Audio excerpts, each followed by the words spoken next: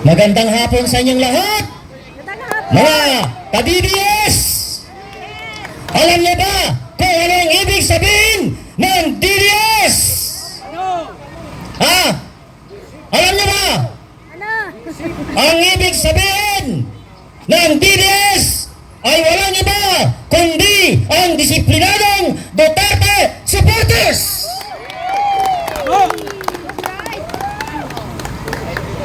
Sa tagal na natin na nagpipiket dito sa harapan ng ating Senado ay walang nakita ang ating mga kapulisan na nilabag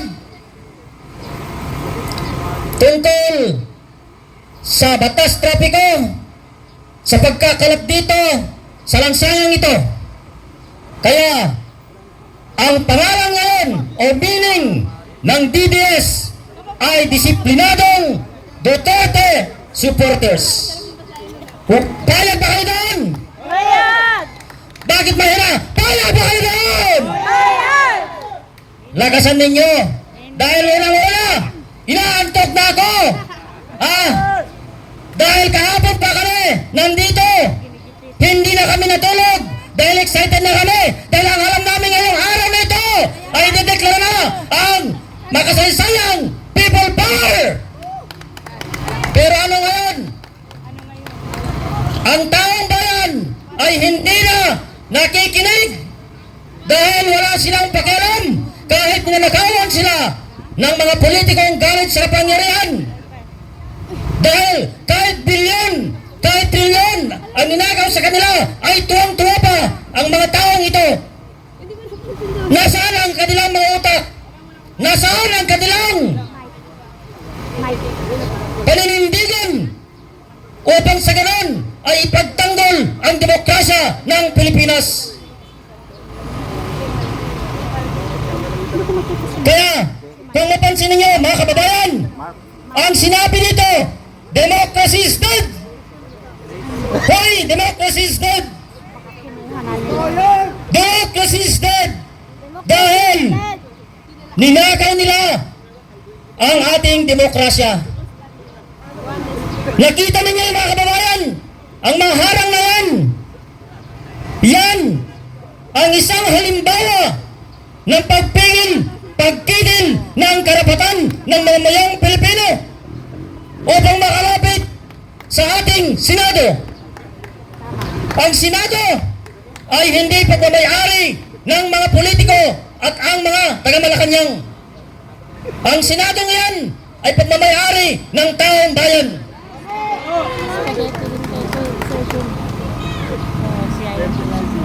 Dito, ang dami namin pakikipaglaban upang mag-secure ng ating permit para sa ganon ay mag-rally dito sa harapan ng Senado. Alam niyo ba kung ano ang pangil nating bilang mga mayang Pilipino? Alam niyo ba ang karapatan nating mamamayang Pilipino upang sa ganon ay nagawa ng pag-rally dito sa harapan ng Senado? Base sa ating issue na rampant corruption in our national government, hindi na natin kailangan mag-secure ng isang permiso sa local government unit. Bakit? Dahil meron tayong Philippine Constitution. Saan doon? Sa Philippine Constitution ang pangil ng taong bayan. According to our constitutional rights, as per Article 3 of Section 4 ng 1987 Constitution, the right to assemble, nandoon po. Tingnan ninyo sa inyong mga Google. Tingnan ninyo kung meron kayong aklat ng Philippine Constitution. Yan ang napakasimpleng pangil ng taong bayan, pero hindi natin yan na-exercise. Dahil ano? Dahil nagmukha tayong mga mangmang sa sarili nating batasang pambansa. Sino nagkakalam nun sa inyo dito? Sa dami ng mga abogado na meron tayo dito na nakapagtapos sa Pilipinas, pumasok sila sa Kongreso, pumasok sila sa Senado upang sa ganon ay itago ang nalalaman nila tungkol dito sa Philippine Constitution. Bakit hindi nila sabihin ito? Napakadaling sabihin nila dahil kung sila ay against corruption dito sa pamahalaan ito, dapat ituro nila sa taong bayan ang pamamaraan o ang pangil ng taong bayan para sa ganon ay makapagpikit o makapagrally sila para protestahan ang pagnanakaw ng mga ganid ng mga politiko sa ating kaban ng bayan. Ano nga nakikita ninyo nga dito sa Senado?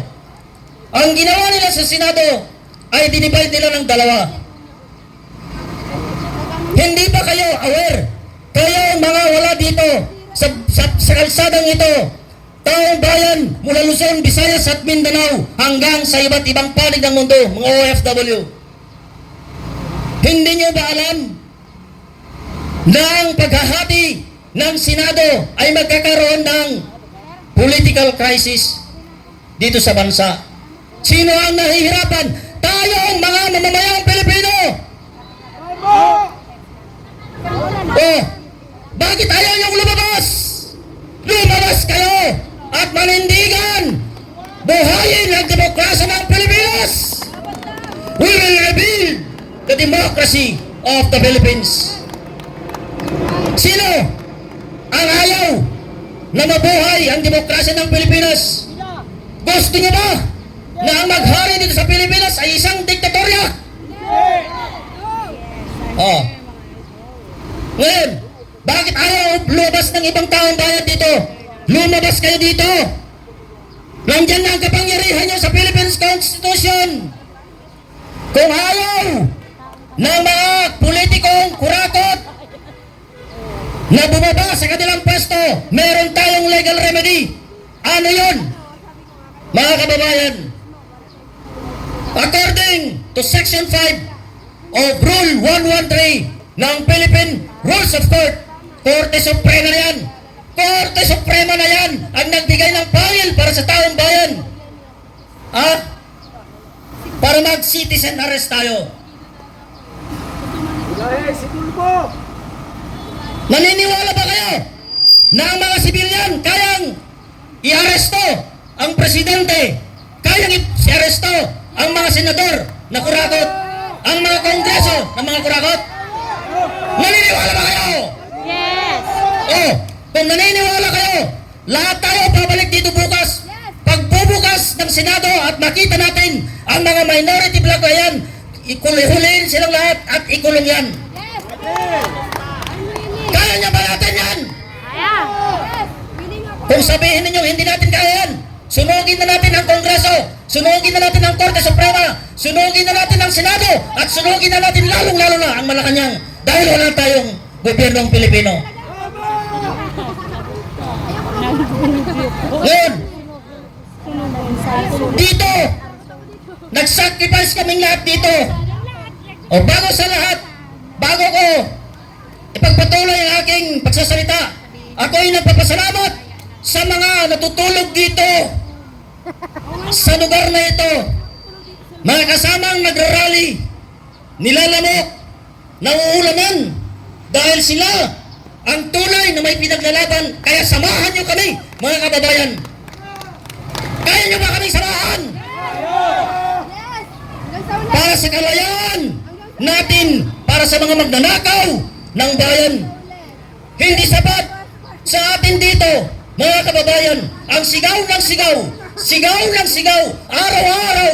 Alam nyo ba kung ilang araw na ako dito sa Maynila?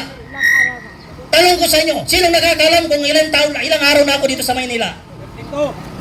Simula September 20, 2025, nakipaglaban na ako dito through the call of Colonel Betran. Colonel Betran, nasaan ka? Sige, kwento ka lang kuya. Alam na niya. September 20, 2025, nandito na ako sa Maynila, nakikipaglaban sa rally na yan. Nagpupuyat. Hanggang ngayon pa naman, araw na ng kalayaan, hindi pa rin nagbago ang ating isinisigaw na maging malaya tayo mula sa mga magnanakaw ng bayan. Ngayon, kung ito sa lahat ng taong bayan, kung gusto ninyong magbago ang ating bayan, para sa ganon, umunlad at mabigyan ng tamang serbisyo publiko ang lahat ng mamamayang Pilipino. Tayo ay magkaisa, manindigan at ipaglaban ang katarungan at demokrasya ng mamamayang Pilipino. Hindi sapat dito na kayong lahat ay makinig, manood sa telebisyon at kung ano man na pamamaraan. Ang laban nandito sa lansangan. Nandito